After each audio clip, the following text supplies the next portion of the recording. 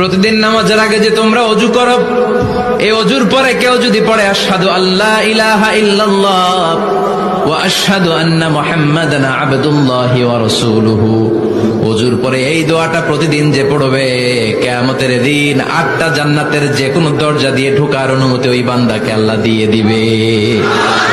আমার একজন নবী আছে যিনি আমার জন্য 23 বছর কাঁদছেন।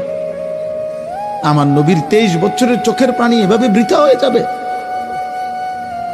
আমার একজন রাসূল আছেন যিনি আমার জন্য তায়েফের ময়দানে এত বেশি পাথরের আঘাত সয়েছেন, সারাটা দেহ রক্তাক্ত হয়ে পায়ের জুতা পায়ের তালুর সাথে জমাট বাইধা গেছে।